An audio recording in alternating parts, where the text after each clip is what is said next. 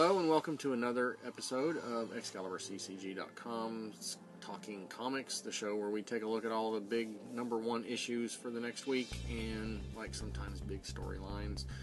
This one will be for October 3rd. Yes, 3rd, 2018. Moving into October already.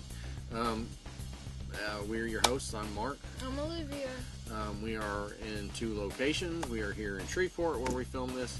And also we have a store up in Texarkana with some really nice guys up there. Go see them if you can. I believe it's on the Texas side.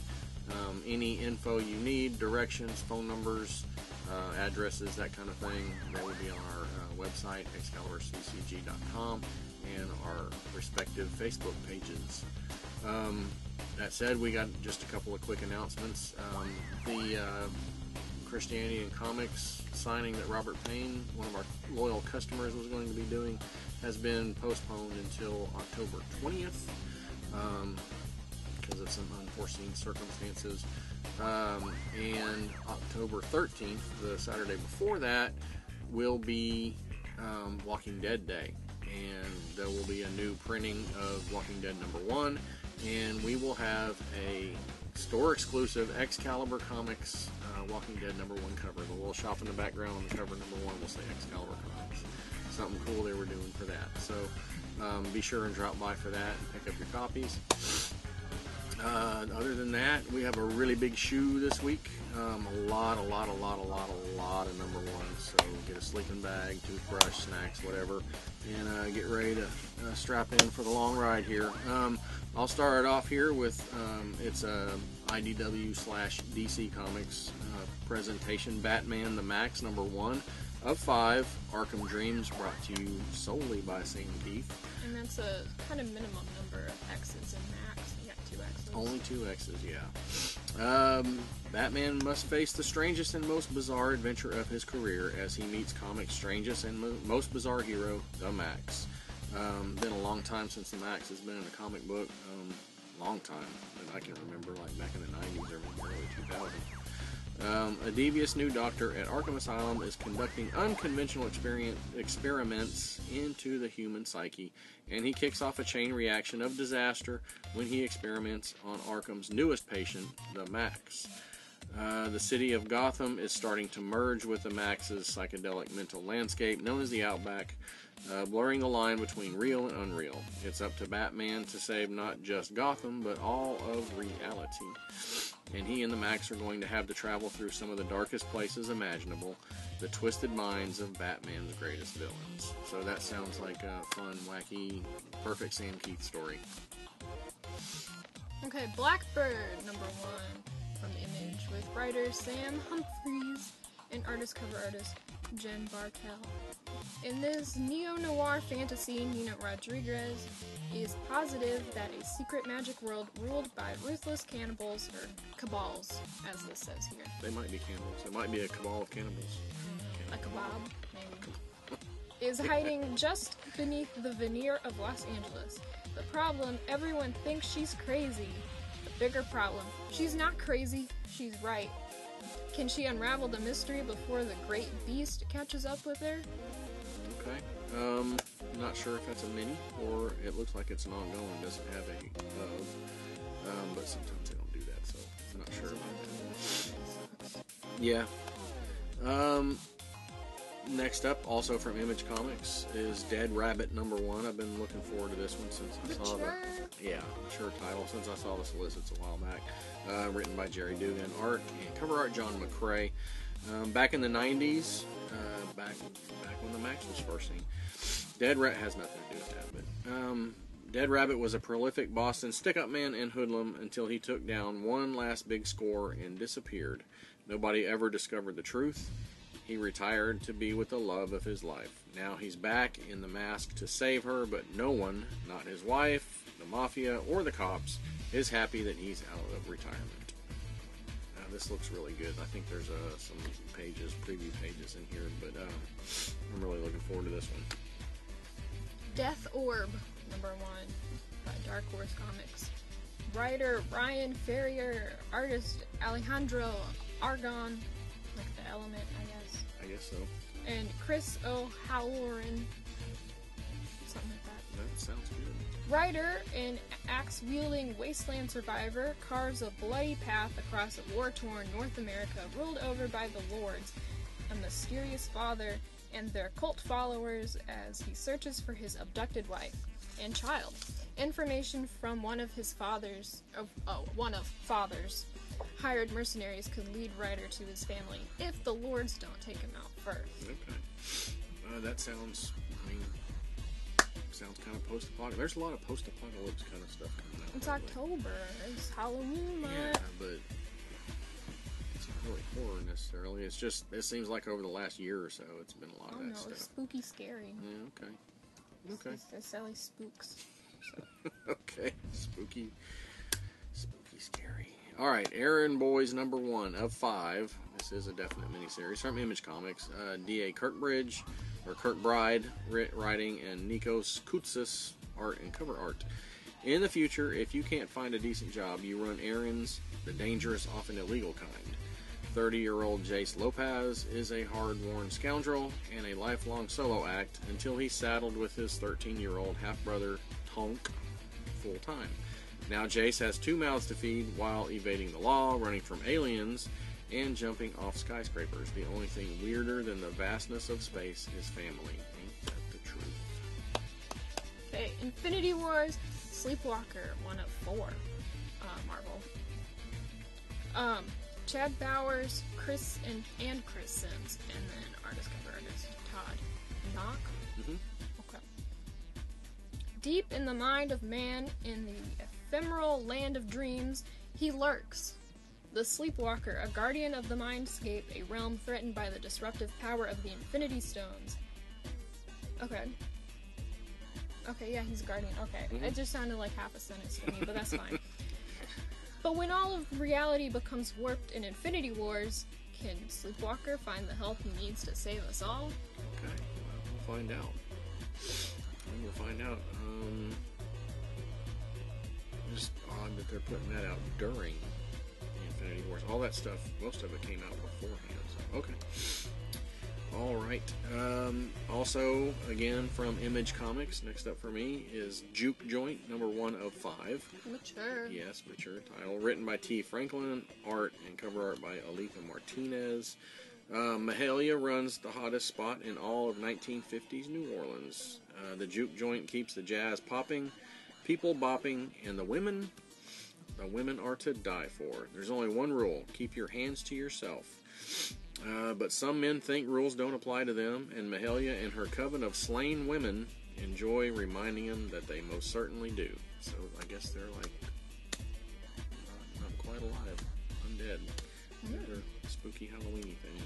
Okay. Lollipop Kids, number 1. That's what we call our cats. The Lollipop Guild. They can be kids too. Aftershock. Writer Sam Glass and Aiden Glass, and artist Diego Yapur, or Yapper. Years ago, early settlers locked these monsters away in a secret prison deep in the woods of New Amsterdam so that they would never return to the old world again. These woods have since become Central Park, and now the monsters have escaped. Nick, a 14-year-old Harlem resident, finds out that he is a legacy to a secret society that for the last 400 years has kept monsters in check. Now Nick and the ragtag group of kids just like him have to put the monsters back before they get out of the park and destroy the city. Okay. Might as well ride that Stranger Things wave while it's hot. Well, and it's just monsters. Monsters and kids fighting monsters. Yeah. I think it's just part of the spooky. I think that's a Stranger Things kind of vibe there. From Dynamite Entertainment, next up for me is Lone Ranger. This is volume 3 if you're counting, number 1. Mark Russell and Bob Q. The year is 1883. The advent of barbed wire is creating havoc in the Texas Panhandle. A corrupted state senator conspires with dirty ranchers to make land unnavigable for open rangers and native tribes, passing new laws allowing cattlemen to kill anyone caught cutting the wire. That's a long sentence. Good people are getting hurt, and the Lone Ranger must act. But to truly stop this rampant villainy, he'll need to go all the way to the top and rely on an old friend for help, featuring a brilliant silver foil logo cover. Fun stuff. silver logo. Ooh. SPARROWHAWK #1 by Boom! Exclamation point. Studios. Writer Delilah. Yeah. Dawson. Artist Matthias Dussel. No vowel at the end. No vowel. Dussel. As the illegitimate daughter of a naval captain, Artemisia, I don't know, has never fit in with her father's family, nor the high-class world to which they belong. However, when she is targeted by the fairy, there's like the fairy, kind of like magic way of saying fairy. I guess, yeah. A-E. Yeah. Queen. Fairy queen. And pulled into another realm, she has no choice but to try and save the world that has always hated her. Alright. IDW Publishing, with a weekly series coming up here. Star Wars Tales from Vader's Castle, #1 of 5. Kevin Scott, writing, Derek Charm, and Chris Denoblio, art. Tales from Vader's Castle puts a spooky spin on your favorite characters from a galaxy far, far away. This exciting weekly series explores the hidden corners of the Star Wars universe and features Rebels stars here, Kanan, and Chopper. I've never seen Rebels, so I guess that's recurring characters on there. Obi-Wan Kenobi and Count Dooku, Han Solo and Chewbacca, the Ewoks, and of course Darth Vader, all under the shadow of Vader's Castle. Once again, weekly, so get this on your list if you want it, because they'll probably get a lot, so it'll be gone fast. Okay, Superior Octopus, #1 by Marvel. Christos Gage and Mike Hawthorne. Doc October starts here in this Spider-Geddon tie-in. Doc Ock has been setting up shop as San Francisco's protector, but you won't believe his methods. Some of Octavius's new superhero strategies may make Spider-Man regret letting him free, but the good doctor swears he's the Super Octopus. Superior. Oh, you're right. Yeah, superior. Super superior. Super eerier. Okay. That's why it's called Superior Octopus and not Super Octopus. This it should be a pretty fun series, because the Superior Spider-Man is pretty good for the most part. Typhoid Fever, Spider-Man #1, Marvel Comics. Clay Chapman writing, Stefano Landini with the art. Typhoid Mary is back in Manhattan and has set her sights on Hell's Kitchen, and with Daredevil preoccupied trying to take down Mayor Fisk, a power vacuum has suddenly formed in Manhattan's most dangerous neighborhood, and Typhoid Mary aims to fill it with her own unique brand of chaos. But Daredevil isn't the only guardian watching over the kitchen's residents, and Spider-Man is going to prove it. I think there's more like one-shots coming from this too, with different heroes and all that, I think. Well, this is coming from Typhoid Mary / Bloody Mary / Mary / Mary Right, Walker right. / Walker. Right. Being in Iron Fist, which my mom keeps calling Golden Fist. Golden Fist. Is what my mom calls it. So. And she's still trying to figure out who Typhoid Mary is. Who's mind controlling her? You know. Well, that's a tough Herself. nut to crack. Yeah.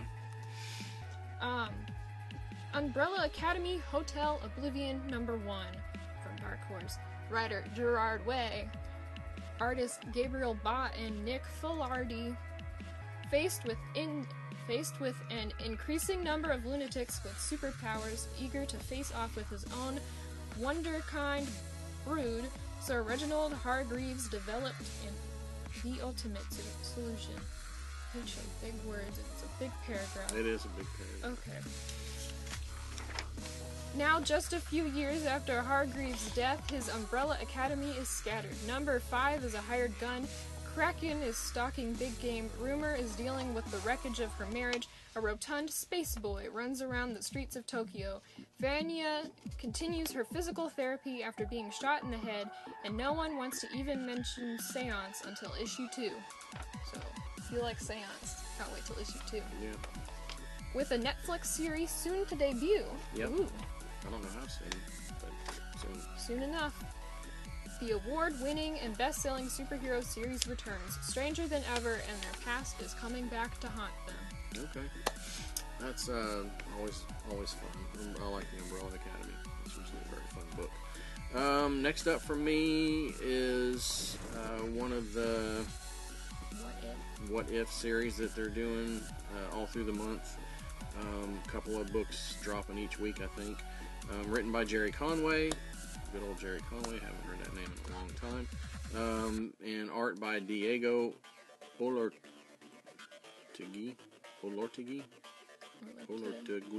Something. Gooey. There we go.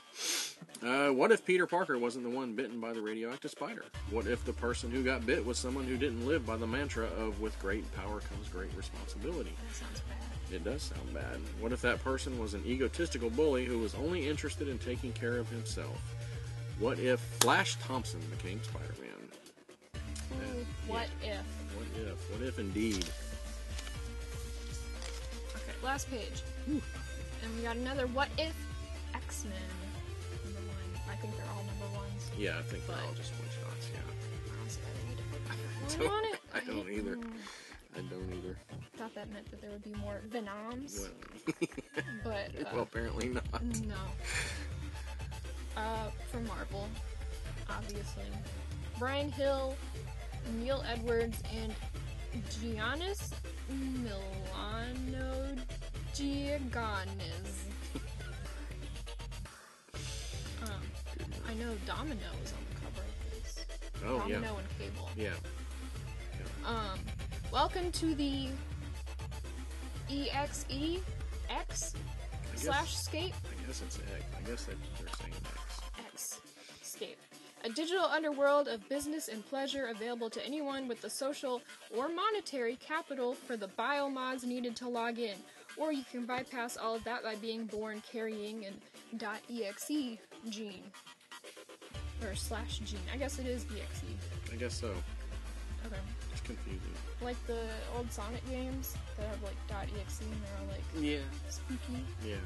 I guess they're doing some more spooky stuff. More spooky stuff for Halloween. But circumventing the login regulations is exactly what got the likes of Charles Xavier and his .exe men, the X-Men, banned and driven underground in the first place.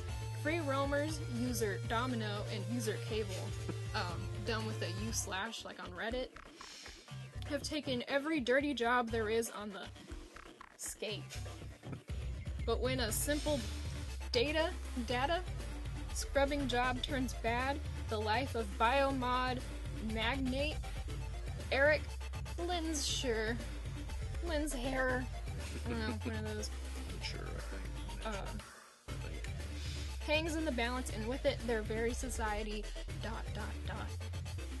Interesting. So, what if this whole premise was a thing, I guess? I guess so.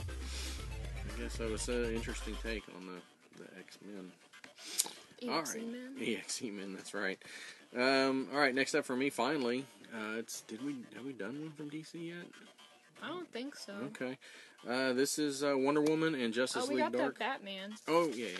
But it's been a while. Yes. Yeah, it's been. Oh no, that's IDW. Never mind. Yeah. I mean. This one's okay. This one's the only one strictly DC. Wonder Woman and Justice League Dark, Witching Hour #1. James Tynion IV and Jesus Marino, creative team. Just in time for Halloween, it's the Witching Hour, 5-part weekly event that will rewrite the future of DC's magical heroes. Hecate, or Heket, if you read Shakespeare, the witch goddess of magic, always knew a day would come when the monster she stole... That was weird. Always knew a day would come when the monsters she stole her magic from would return. Now she must activate the witch-marked humans within whom she secreted vast stones of power. I don't want to say the other version of that, but and the most powerful of the witch-marked is Wonder Woman. Okay. So humans, right? So are Amazonians? Is that a species? Or is it an ethnicity? I don't know. I guess. I always took it as a species. However, that could be wrong. I don't think it's ever been addressed. Yeah, they kind of touched on that over the years, but it changes so much that I have no idea what the current version is. No idea. Okay, more X-Men. X-Men Black Magneto, #1 from Marvel. Chris Claremont and Dalibor Talajic. Magneto is back! Exclamation point. Yep. ... And so is Chris Claremont. There we go. The writer. Yeah. For years, Magneto has done everything he can to achieve his goals for mutant domination, but now Magneto has declared that enough is enough. So what revolutionary plan does Magneto have that will change the face of mutant kind? And will anyone be able to stop him? Will anyone want to? Plus, includes Part 1 of X-Men Black Apocalypse. And the backup story by Zach Thompson, Lonnie Nadler, and Geraldo Borge. So That's a great name. It is. This is, I guess, they're going to be releasing all these black one-shots all through the month as well. Oh, it's probably X-Men Black Magneto? Yeah. Not X-Men Black Magneto? Yeah, because I think there's a Juggernaut one and a Mystique one, maybe? I can't remember all of it, but I think it's going to be like a weekly thing through October. They're going to have one X-Men Black issue coming out for a big connecting Just like story. Wishing Hour. Just like that. Just like that. Alright, well, we've finally reached the end. 5 pages. That was a big, big, big week for #1s. That's the biggest week I think I have ever sat through. Now that brings us to our current / back issues of the week. I guess I'll kick it off this time. And I'm doing another trade and another one of these beautiful Jack Kirby complete collection trades that DC put out for his 100th birthday. This is the complete Demon from Jack Kirby, and it spans all the way from when Merlin summoned him to protect Camelot, all the way to modern times. Jason Blood the Host. He's kind of like a mix of Ghost Rider and Doctor Strange, because he's kind of a master of mystic arts himself, but then he's the host for the Demon. If you don't like rhymes, well, grin and bear it, because there's a lot of rhyming in here, because the Demon used to rhyme all the time. I don't know if he still does. Rhyme all the time? Don't know it. I'm not sure if they do that anymore with him, but Kirby definitely did with this. This is a well done book, nicely recolored, very good, wacky Kirby stuff. So I highly recommend it. We have this in stock, and we keep it in stock. It's $29.99, and again, it's the entire Jack Kirby Demon line. So that's mine. What you got? I got the Domino Annual #1, and it's got Domino, obviously, and Outlaw, and Diamondback, and Colossus, and Cable, and then there's some X-Men in there that aren't Colossus and Cable. So, I mean, there's like 3 stories. Some of them are only like 3 pages long. Okay. One of them, the Cable one, and Domino's not actually in it. Really? It's like a fake Domino. I'm not fully sure what's happening. Oh, okay. But there's like saloons and broken jukeboxes and not really time traveling, but Cable talks about all his time traveling. Okay. And a little hookup scene with Colossus. Domino and Colossus. With post-wedding. Oh. Wedding. Yeah. So a little rebound there. For And a Colossus. support group for mutants. Really? Mm-hmm. Okay, well. Alright, well there's a support group in what Heroes in Crisis is not going very well, so hopefully better. But that's it. That's our show for the week. Pick up these 2 lovely titles. Domino's been selling like crazy.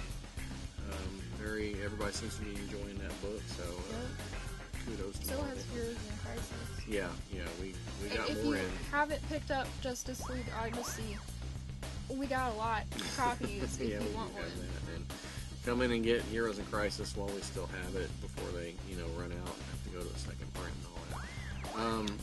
As always, like and share and subscribe and comment. Let us know what you're looking forward to, what you're liking, any kind of current or back issues that you're into and all that. And that is it. until next time, keep reading good comics, and we'll see you next week.